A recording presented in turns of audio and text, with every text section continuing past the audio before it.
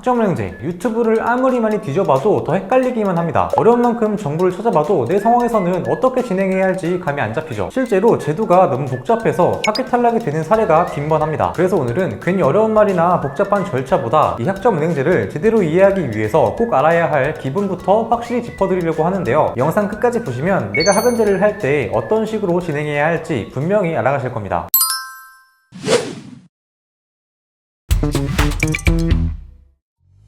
자, 정말 기본이 되는 것부터 알려면 제도에 대해 간단히라도 알아야 할 것 같습니다. 이 학점은행제는 말 그대로 학점을 은행에 모아서 학위를 받는 제도인데요. 어느 정도 알아보신 분들은 학사는 140학점, 전문학사는 80학점을 모아야 하는 걸 아실 겁니다. 그리고 이 학점을 모으면 학위를 받는 거죠. 그럼 학위는 어디서 주는 걸까요? 바로 교육부 산하의 국가평생교육진흥원에서 줍니다. 즉 정부 기관이 직접 학위를 주는데요. 그래서 이 학위가 일반 대학교 졸업장과 법적으로 완전히 같은 효력을 갖습니다. 일반적으로 대학교를 편입할 때나 대학원을 진학할 때도 많은 분들이 이 학은제를 활용하죠. 자, 이렇게 제도 자체는 단순하지만 이걸로 학위를 따는 과정은 조금 더 복잡한데요. 일단 학점은행제 학위를 따려면 일정 학점을 이수해줘야 합니다. 앞서 말씀드린 것처럼 전문학사는 80학점, 학사는 140학점을 채워야 하죠. 그리고 이 학점은 단순히 아무 학점을 채우면 안 됩니다. 이수구분에 맞게 학점을 채워야 하는데요. 전문학사는 전공 45학점, 교양 15학점을 포함해서 총 80학점, 학사는 전공 60학점, 교양 30학점을 포함해서 총 140학점을 채워야 합니다. 근데 여기서 걸리는 게 하나가 있죠. 전공과 교양을 다 합해도 총 학점이 안 나옵니다. 그럼 나머지 학점은 뭘까요? 나머지 학점은 일반 학점이라고 하는데요. 그리고 선택 학점이기도 합니다. 전공과 교양은 필수 학점이기 때문에 이 숫자만큼은 무조건 채워줘야 하지만 일반은 선택 학점이어서 0학점이어도 되고 전공이나 교양 학점을 더 채워주셔도 되죠. 나중에 설명할 전적대 학점과도 관련이 있기 때문에 이 일반 학점에 대한 개념은 확실히 잡고 가시는 게 좋습니다. 자, 그럼 여기까지 들었을 때는 몇 학점을 채워야 하는지는 충분히 아셨을 거예요. 이제 중요한 건 이 학점들을 실제로 어떻게 채우느냐입니다. 학점을 이수하는 건 총 4가지 방법이 있는데요. 가장 기본이 드는 학점은행제 수업, 기존에 가지고 있던 전적대 학점, 그리고 시험을 봐서 합격해야 하는 자격증과 독학사가 있죠. 하나씩 설명해 드리겠습니다. 먼저 학점은행제 수업은요, 길게 말할 필요도 없어요. 말 그대로 온라인으로 진행되는 대학교 수업입니다. 물론 오프라인 기간도 있지만 온라인으로 진행하는 분들이 훨씬 많기 때문에 오늘은 온라인 기준으로 설명드릴게요. 온라인 강의는 진짜 쉽게 생각해서 그냥 유튜브 보는 거라고 생각하시면 되는데요. 녹화된 강의를 주차별로 듣기만 하면 됩니다. 강의 하나가 1시간 반 정도이기 때문에 내가 만약 한 학기에 7과목을 수강하겠다 라고 한다면 매주에 올라오는 7개의 강의를 주차별로 들으시면 되는 거예요. 자, 그럼 강의만 보면 끝날까요? 네, 대학교처럼 강의 출석, 시험, 과제, 쪽지시험, 토론이 있는데요. 15주 과정 안에 이런 성적 발령 요소들이 있고 100점 만점 60점을 넘겨야 이수가 되기 때문에 어느 정도 신경을 써서 수업을 진행해야 하죠. 그래서 이 15주 과정을 온전히 마치면 과목당 3학점을 이수하게 됩니다. 중요한 건 모든 과목이 똑같이 3학점으로 인정된다는 거예요. 대학교처럼 과목당 2학점, 4학점 이런 수업은 없습니다. 모든 수업이 3학점이라는 점, 이 부분을 참고해서 학습 설계를 해야 하죠. 그래서 수업으로만 학위를 딴다고 했을 때는 굉장히 많은 수업을 들어야 하고 기간도 오래 걸립니다. 그리고 학점은행제엔 연간이수 제한 학점이라는 게 있어서요. 한 학기 10과목, 20과목 이런 식으로 학점 인정을 못 받습니다. 한 학기 최대 8과목, 1년 최대 14과목 이런 식으로만 학점 인정이 가능하죠. 그래서 학점은행제 수업으로만 학위를 딴다면 대학교처럼 똑같은 기간이 걸립니다. 이렇게 수업으로만 학점을 채우는 게 학점은행제의 메리트를 크게 못 살리는 거기 때문에 다른 3가지의 방법으로도 학점을 채우는데요. 먼저 자격증이 있습니다. 수업 대신 자격증으로 학점을 채우면 기간도 줄이고 비용도 줄일 수 있어서요. 많은 분들이 자격증을 병행하죠. 자격증은 유효기간이 없는 자격증에 한해서는 내가 기존에 가지고 있던 거, 지금 새로 취득하려는 거 둘 다 상관없이 학점 인정이 가능합니다. 예를 들어 많은 분들이 알고 있고 가지고 있는 커말 2급 자격증은요, 6학점을 인정받아서 2과목의 수업을 줄일 수 있죠. 만약 커말 1급이다 라고 하면 14학점을 인정받아서 5과목 정도의 수업을 줄이게 됩니다. 여기서 유의할 점은요, 자격증 하나하나 다 인정을 받는 것은 어렵다는 점입니다. 학예별로 자격증 최대 인정 개수가 정해져 있어요. 학사는 전공 자격증 3개를 인정받거나 전공 자격증 2개, 일반 자격증 1개를 인정받을 수 있고요. 전문학사는 전공 자격증 2개를 인정받거나 전공 자격증 1개, 일반 자격증 1개까지 인정이 가능합니다. 자격증도 이수구분에 맞게 전공과 일반 학점이 있기 때문에 자격증도 마찬가지라고 생각해 주시면 돼요. 예를 들어 아까 말씀드린 커말 2급을 가지고 컴퓨터 공학 전공으로 진행한다면요, 전공과 직접적으로 관련이 있기 때문에 전공 자격증으로 인정되고요. 하지만 내가 만약 경영학으로 진행을 한다 라고 하면 커말 2급은 일반 자격증이 되겠죠. 그래서 어떤 전공으로 진행하느냐에 따라 전공, 교양 학점이 달라지니까요, 참고하시면 되겠습니다. 자, 그리고 주의사항이 하나 더 있습니다. 바로 분류와 직무 번호인데요. 이건 쉽게 말해서 분야 이름표 같은 거예요. 자격증마다 이건 사무 쪽이다, 이건 디자인 쪽이다 이런 식으로 어느 분야에 속하는지 표시하는 코드 같은 거입니다. 그래서 이 분류와 직무 번호를 왜 알아야 하냐면요, 이 두 개가 겹쳐버리면 하나만 학점 인정이 되기 때문입니다. 예를 들어 아까 말씀드린 커멀 1급과 2급이 같은 예시인데요, 둘 다 기초 사무에 속하고 직무 번호도 같죠. 이런 경우에 학점이 더 높은 것만 인정이 돼서 주의하셔야 합니다. 이 부분을 모르고 자격증 공부를 하면은 진짜 대형 사고니까요, 꼭 참고해주세요. 내가 취득하려는 자격증이 다 인정이 되는지 알아보는 방법은 국가평생교육진흥원 학점인계 사이트에서 확인할 수 있습니다. 사이트에 들어와서 학점 인정 대상,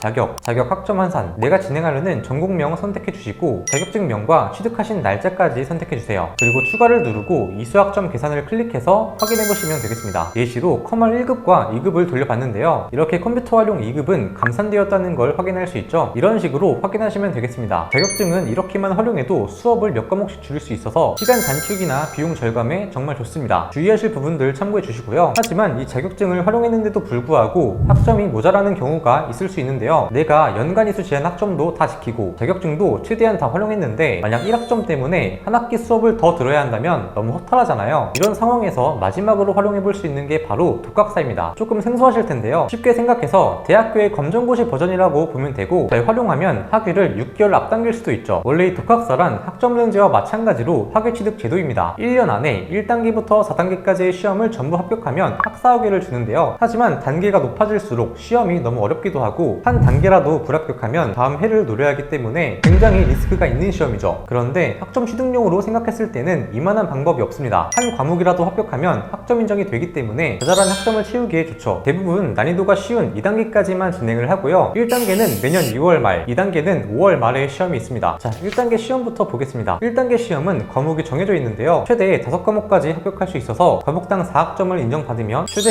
교양 20학점까지 인정받을 수 있죠. 공부 기간은 과목당 일주일에서 2주일 정도 공부하는 편입니다. 그리고 내가 만약 5과목을 볼 거라면 국어와 국사 공부를 해주셔야 하고요, 외국어는 하나 선택해 주셔야 합니다. 보통 영어를 많이 보죠. 그리고 밑에 있는 3교시에서 2과목을 선택할 수 있는데요, 쉬운 과목은 정해져 있습니다. 현대사회와 윤리, 문학개론, 사회학개론, 심리학개론, 이 4과목이 쉬운 편에 속하죠. 내가 만약 여러 과목의 학점 인정을 받고 싶다 했을 때는 추천하는 교재가 하나 있습니다. 시대의 책을 추천드리고요, 제일 난이도가 쉬운 과목들로 구성되어 있기 때문에 학점이 많이 필요하다면 이만한 교재가 없는 것 같습니다. 네, 1단계는 이렇게 정리해 볼 수 있는데요, 한 가지 주의사항 겸 팁을 드리자면 여기 보이는 경제학개론, 경영학개론, 사회학개론, 심리학개론은 경영학 전공 과목이자 교양 과목이기도 합니다. 그래서 전공과 교양학점 둘 중에서 유연하게 학점 인정을 받을 수 있죠. 그리고 내가 수업을 통해 경영학개론을 이미 들었었다면 독학사에서는 절대로 경영학개론 시험을 보면 안 됩니다. 동일 과목명으로 하나만 학점 인정이 되기 때문에 꼭 주의하셔야 해요. 경영학 진행하시는 분들이 많기 때문에 이 부분은 제가 상담을 해드리면서도 정말 중요하게 강조해드리는 부분이기도 합니다. 자, 1단계에서는 이 정도만 알고 있어도 독학사 때문에 손해보시는 일은 절대 없으실 거고요. 다음은 2단계부터 4단계까지 한 번에 설명드릴게요. 2단계부터 4단계까지는 과목당 5학점, 최대 6과목까지 합격이 가능하기 때문에 단계별로 최대 30학점까지 인정이 가능합니다. 되게 여러가지 전공이 있고요, 각 전공에서 8과목의 시험들이 있습니다. 그리고 제일 쉬운 전공은 정해져 있는데요, 보통은 가정학 전공을 많이 선택합니다. 저희 중고등학교 때 기술가정 배우잖아요. 물론 독학사의 난이도가 조금 더 어렵긴 하지만 가정학에 한해서는 독학사 1단계 시험의 난이도와 거의 비슷하다고 합니다. 하지만 전공은 되게 많기 때문에 어떤 전공으로 진행하느냐에 따라 내가 인정받는 전공 학점, 일반 학점이 달라지니까요, 참고하셔서 독학사 전공 선택하시면 되겠습니다. 학점 이수 4번째 방법, 전적대 학점이 남았습니다. 다른 말로 대학교 학점이라고도 하죠. 사실 기존에 대학교를 다녔던 분들에게만 해당이 되기 때문에 해당이 안 되는 분들은 간단히 넘어가셔도 좋습니다. 네, 전적대 학점은 기존에 내가 다녔던 대학교의 학점을 학점은행제로 끌어오는 건데요, 자퇴생이어도 상관없습니다. 학점이 많은 만큼 수업도 많이 줄일 수 있어서 반드시 활용해야 하죠. 하지만 이 학점을 끌어오는 부분에 있어서도 제한이 있다는 점 알아가셔야 하는데요, 먼저 2년제 졸업자는 최대 80학점, 3년제 졸업자는 최대 120학점, 4년제 자퇴생은 모든 학점을 끌어올 수 있습니다. 하지만 4년제 졸업자분들은 전적대 학점을 끌어올 수 없는데요, 대신 타전공이라는 과정으로 훨씬 빠르게 학위 취득이 가능합니다. 4년제 학사가 있다면 아까 설명드린 80학점과 140학점을 이수하지 않아도 되죠. 더 적은 학점으로도 학위 취득이 가능합니다. 사진에 보이는 것처럼 내가 대졸인데 전문학사를 취득하고 싶다 했을 때는 전공 36학점만 이수하면 되고요, 학사를 취득하고 싶다 했을 때는 전공 48학점만 이수하면 됩니다. 추가로 이 타전공 과정은 4년제 대졸자분들만 진행할 수 있는 건 아니에요. 2년제나 3년제 졸업자분들은 전문학사 타전공을 진행할 수 있습니다. 그래서 대졸자나 전문대 졸업자분들은 타전공 과정도 있다는 점 알아두시고요, 다시 돌아와서 전적대 학점을 활용할 때 주의해야 할 점 몇 가지를 알아보겠습니다. 1학점이라도 잘못 활용하면 대형 사고니까요, 지금 설명하는 2가지만 꼭 기억해주세요. 첫 번째는 일반 학점입니다. 제가 아까 전문학사는 일반 20학점, 학사는 일반 50학점을 채울 수 있다고 말씀드렸는데요. 그리고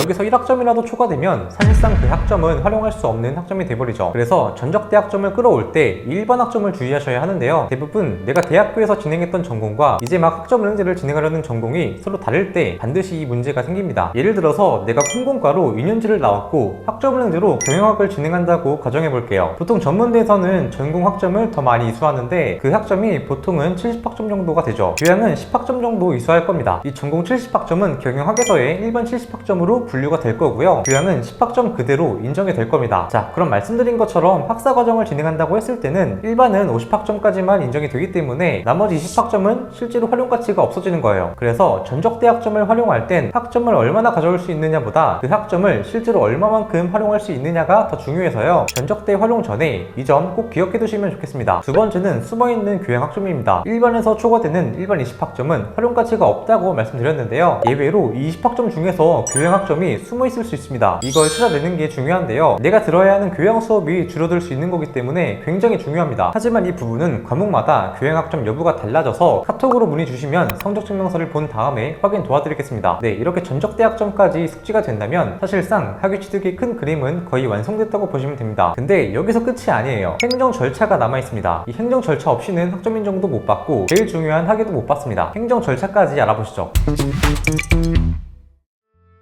학점은행제는 당연히 수업만 듣고 자격증을 취득한다고 해서 학위가 나오지 않는데요. 주요 행정 절차 3가지가 있습니다. 학습자 등록, 학점인정 신청, 학위 신청이 있는데요. 이 행정 절차는 매달 할 수 있는 것은 아니고 매년 1월, 4월, 7월, 10월에 할 수 있습니다. 학위 신청은 조금 달라요. 매년 12월 15일부터 1월 15일까지, 6월 15일부터 7월 15일까지 가능합니다. 각각 학위 신청을 하면 2월과 8월에 학위가 나오죠. 행정 절차 기간은 이 정도만 알아두시면 문제 없고요. 그럼 각 주요 행정 절차를 하나씩 자세하게 살펴보겠습니다. 먼저 학습자 등록입니다.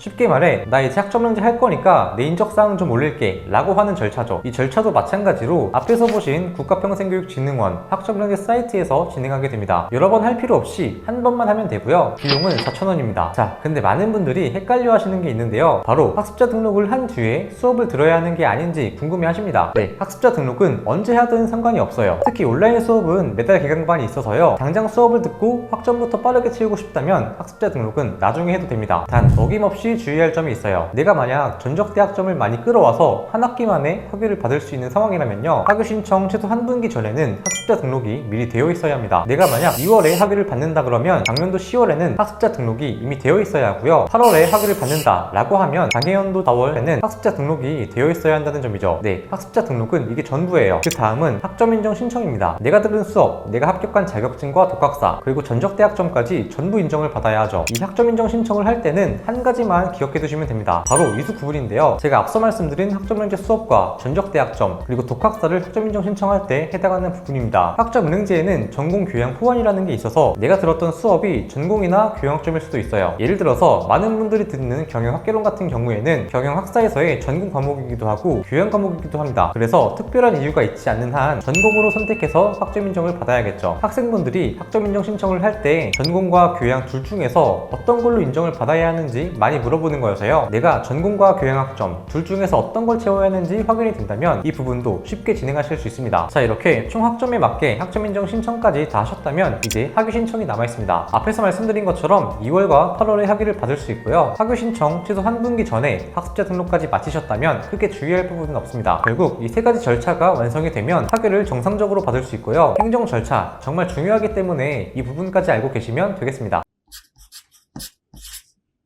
자, 오늘은 정말 디테일하게 학점 이수 방법부터 행정 절차까지 알아봤는데요. 아마 이렇게까지 디테일하게 알려주는 영상은 지금까지 없었던 것 같습니다. 어느 정도 감이 잡히셨을 거예요. 이해가 안 되는 부분이 있다면 다시 한번 보는 것도 추천해드리고요. 그래도 이해가 안 될 것 같다 싶으시면 구독 댓글에 있는 카톡 링크로 꼭 물어봐주세요. 이해하기 쉽게 설명해드리고 저 준이쌤이 직접 과정 안내해드리겠습니다. 그리고 제가 안내드리는 교육원 중에서는 출석률 기준의 교육원, 즉 강의 출석과 시험 응시만 해주셔도 이수가 되는 교육원이 있는데요. 시험이나 과제 비중이 낮아서 학점은행제를 비교적 수월하게 진행할 수 있죠. 아무래도 직장인분들은 학점은행제에 크게 신경을 못 쓰기 때문에 이 부분까지 참고되시면 좋겠습니다. 네, 오늘 영상은 여기까지입니다. 긴 영상 시청해주셔서 감사하고요. 무탈이 학점은행제 진행하셔서 학위까지 수월하게 취득하셨으면 좋겠습니다. 감사합니다. 더 궁금하신 점이 있거나 영상에 나온 선생님과 상담을 원하시면 글씨는 제목 아래에 있는 더보기란을 클릭, 상단에 있는 상담 링크를 클릭하셔서 문의를 남겨주시면 됩니다. 모바일은 화면 아래에 있는 더보기란을 터치, 상담 링크를 확인해보세요.